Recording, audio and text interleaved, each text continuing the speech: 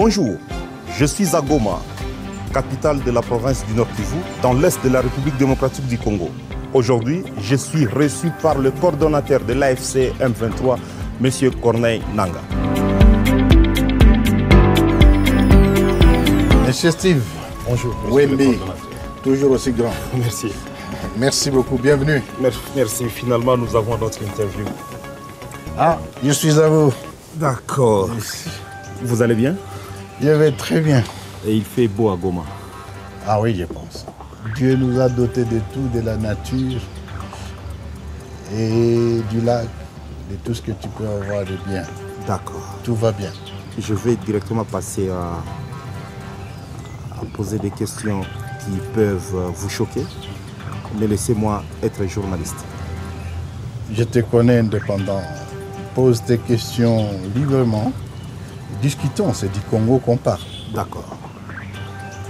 Monsieur le coordonnateur, la situation des droits de l'homme ici dans l'AFC, on vous accuse d'avoir tué près de 3000 personnes lors de votre arrivée. Quelle est votre réponse? Bon, je voudrais d'abord vous dire merci et bienvenue à Goma. Et avant de parler des questions des droits de l'homme, votre question, permet-moi de rendre hommage aux vaillants lions de Sarambo, l'armée révolutionnaire congolaise, ceux qui sont sur le terrain et qui d'autres sont tombés. Hommage à son chef d'état-major, son commandant, le général Soutani Makina. Mais hommage aussi à ceux de ces combattants et cadres de l'AFC qui se sont donnés, qui se sont sacrifiés et qui se sacrifient encore pour la libération du Congo. Maintenant, revenons sur votre question touchant le droit de l'homme. Les droits de l'homme. Et les 3000 personnes. Je pense que nous sommes dans une lutte. Lutte pour les changements, lutte pour la paix, lutte pour la dignité des Congolais. Il y a un prix à payer. Mais cette lutte-là va dans tous les sens. Il y a la lutte militaire, mais il y a aussi la lutte communicationnelle. Mais il y a aussi la lutte des mensonges. On utilise les mensonges comme une arme. Ça, ce sont des allégations mensongères. Et pour ça, je ne vais rien dire. Je vous dirai simplement que c'est des mensonges. La question est claire, que ce sont des mensonges, des allégations et un rapport est en cours de présentation qui sera fait bientôt sur la question. Avant votre arrivée ici, ou bien avant la prise de Goma par les forces de l'AFC, il y a deux députés nationaux notables. Je peux citer un, Hubert Foulougoutaï, qui décriait la situation ici, on tuait chaque jour. Il parlait même du départ de certains officiers des FARDC parce qu'il y avait des tracasseries dans la ville de Goma. Est-ce qu'aujourd'hui, quelle est la situation dans les villes ou bien les zones sous contrôle de votre administration? Hommage à nos agents de sécurité. Nous sommes arrivés à Goma, on a trouvé les pillages. Le pillage a été arrêté. Aucune banque n'a été pillée. La population a été plus ou moins prise en charge. Et aujourd'hui, il y a des témoignages. Tu peux faire une semaine, 2 semaines sans entendre un coup de balle. Tout ça, c'est le travail fait par nos agents de sécurité de l'ordre. Il y a les changements. Mais entre-temps, c'est un processus. Kinshasa, disons, avant d'entrer à Goma, c'était une poudrière. Vous avez différentes forces dans cette ville. Les forces internationales. Les Sud-Africains étaient ici. Les Tanzaniens étaient là. Les Malawites étaient là. Vous aviez plus de 3000 mercenaires européens. On n'en parle pas souvent assez. Plus de 3000 mercenaires européens étaient là. Vous avez en plus les Burundais qui étaient dans les opérations. À côté des FARDC, il y avait bien entendu les FDLR. Et bien sûr, il ne faut pas compter les civils, nos compatriotes à qui on a distribué les armes comme du pain. et on les appelle les Ouazalés. Et il y avait, il faut compter les contingents de la MONUSCO parce qu'ils étaient partis au conflit. Toutes ces forces hétérogènes, hétéroclites, sans commandement unique, c'était une poudrière qui avait créé l'insécurité, tracasserie, des barrières partout. Les cambistes, c'était les premières cibles, ils étaient tués tous les jours. Mais depuis notre arrivée, nous avons mis de l'ordre. Oui, je ne dis pas que la situation est devenue, nous sommes devenus au ciel.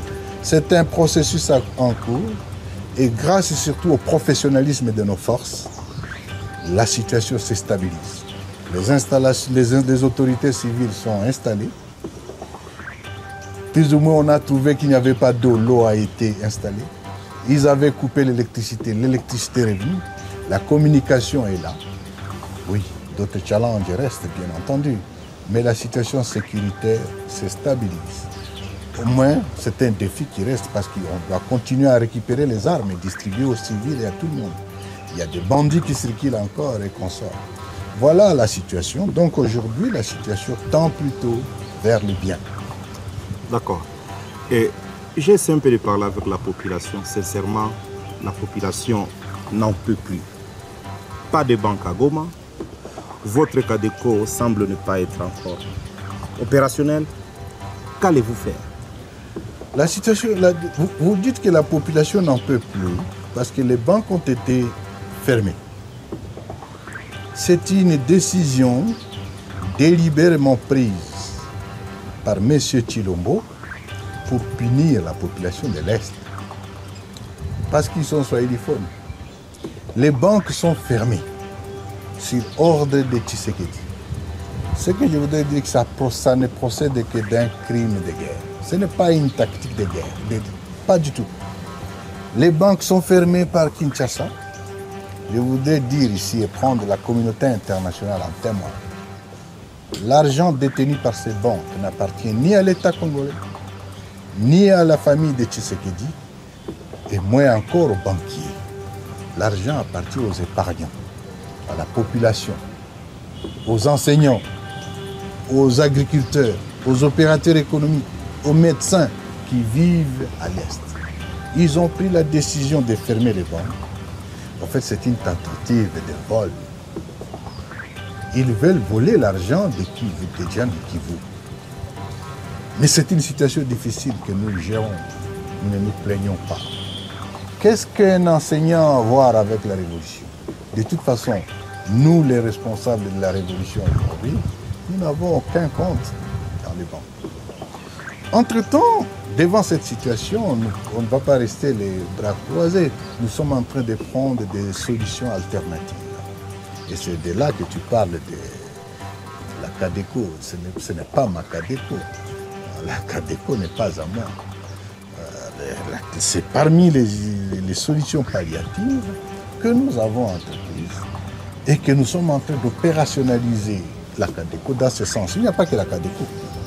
Nous avons institué une autorité de régulation du secteur économique, financier et des assurances. Cet organe va jouer le rôle de la Banque centrale et c'est cet organe qui va nécessairement donner et qui va notamment donner des licences pour la création de nouvelles banques. Mais d'autres alternatives sont aussi là. Entre autres, l'utilisation aujourd'hui de la monnaie virtuelle, la monnaie électronique. Ça se fait dans d'autres pays. Aujourd'hui, au Kenya, quand vous allez en Tanzanie, au Rwanda ou en Ouganda, même pour payer les taxis, on paye par les mobile money.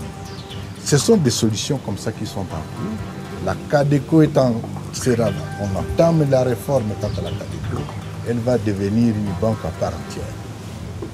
Donc, vous semblez me dire que votre administration est bien, le mouvement est bien administré. Mais nous organisons, okay. nous représentons l'État et nous gérons. Des situations difficiles auxquelles nous faisons face, nous n'allons pas à Washington, nous n'allons pas, je ne sais pas, à Paris pour pleurnicher comme fait l'autre. Nous trouvons des solutions à nos problèmes. Et c'est ça la réalité. Il y a un scandale qui vient de se passer d'ailleurs à Kinshasa avec le propos de Nicolas Kazadi. Est-ce que les propos de Nicolas Kazadi vous choquent ou vous réconfortent? Non, je vous avais dit la fois passée que tout Congolais qui aspire au changement est membre de l'AFC. Et Nicolas est le premier. Nicolas Kazadi. Il est membre de l'AFC, plus ou moins, même s'il ne peut pas encore le faire physiquement, mais il le fait déjà en termes d'idéologie. L'AFC prône le changement. Et Nicolas a vécu ça, c'est un témoin. Ce qu'il a dit est scandaleux. Mais c'est d'autant plus important que la population nous donne maintenant raison. Le régime Tshisekedi, c'est une bande tribale de voleurs, d'escrocs, de détourneurs. En réalité, ce que Nicolas, c'était celui qui avait la caisse de ces détourneurs. Et le chef de bande est connu. Le chef de bande de cette rapine, c'est lui-même, M. Tshilombo. Ce qu'il a dit, je lui dis coup de chapeau parce qu'il a dit la vérité. Ce qu'il a dit, de toute façon, vous n'avez pas encore su. Vous savez ce qui se passe aujourd'hui au niveau du trésor. Tout ce qui rentre au trésor, ça sort le soir. Et c'est pour aller à la famille présidentielle ou du moins à la présidence. Tu sais ce qui se passe? Même pour payer les agents maintenant, on fait recours aux entreprises. On a vidé toute la trésorerie. Les entreprises d'État ou bien les établissements d'État comme Fomine et consorts, c'est tout ce qui vient et qui est parti. Il n'y a plus aucune règle. Et c'est d'autant plus grave que toutes les institutions sont infantilisées. Le Parlement ne peut faire aucun contrôle. Et tout ministre qui ose même dire que non, telle entreprise, on va faire un contrôle, c'est lui-même le voleur en chef, le président, le M. Tshilombo, qui interpelle les assemblées nationales, les membres, les députés nationaux et les sénateurs de ne pas interpeller les ministres, qui demande aux ministres d'arrêter de suspendre ou de prendre des actions disciplinaires quelconques contre les mauvais gestionnaires d'entreprise. C'est grave. On n'a jamais vécu ça. Et le pays est dos au mur. On a infantilisé les institutions. On a mis la terreur pour que personne n'ose soulever un mot. Et tout ça, c'est grave. C'est tout simplement inacceptable. Et c'est la raison pour laquelle je vous dis que tout Congolais est membre de l'AFC, parce que tout Congolais aujourd'hui aspire au changement, à ce qu'on balaye cette racaille. Le changement est voulu et attendu de tous. Vous critiquez la gestion de Tshisekedi. En même temps, le M23, vous êtes dans les mines, notamment dans le mine de Roubaïa. Par où l'AFC écoule les minéraux qu'elle exploite? Non, corrige, rectifie d'abord. Comment je vais rectifier? Non, vous êtes dans les mines. L'Alliance Fleuve Congo ou les M23, nous ne sommes pas dans les mines. Mais vous contrôlez Roubaïa. Nous sommes en train d'administrer l'espace libéré. Quand on administre, on n'est pas dans les mines. Je ne suis pas minier. Je ne suis pas un homme d'affaires. Non. Quand vous parlez de Roubaïa, ce qu'il faut dire... Et comment sortent les minéraux de Roubaïa? J'arrive. Okay. Permets-moi de te répondre, M. Wemby. Nous sommes arrivés à Roubaïa il y a juste 11 mois. Et dès que nous sommes arrivés, avant même qu'on arrive à Roubaïa, nous avons pris une décision. Et cette décision, il y a une année, c'est la décision portant interdiction formelle à tout membre ou tout cadre de l'AFCM 23, militaire comme civil, comme politique, de s'immiscer soit dans l'exploitation et encore moins dans la commercialisation des substances minérales. L'activité minière dans les territoires qui sont les nôtres, pour des contraintes que nous subissons, c'est une activité en berne. Et c'est l'activité pour laquelle nous devons mobiliser les opérateurs économiques quant à ce. Pourquoi c'est en berne? La question bancaire est importante. Nous continuons l'insécurité dans certaines zones d'exploitation est encore là, et qu'on sort. Mais la question, posons-nous quand même la question. Avant que l'AFC M23 n'arrive à Roubaïa,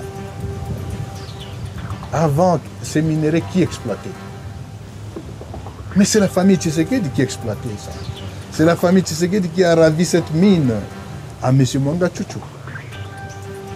Où est-ce qu'ils exportaient? Ils exportaient toujours par le Rwanda.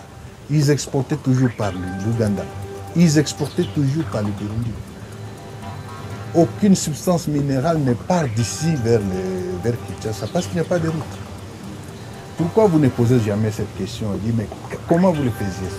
Non, je vous confirme encore, l'Alliance Fleuve Congo M23 n'est pas dans les mines, n'est pas dans les business. Nous voulons le changement du pays pour la dignité du Congolais.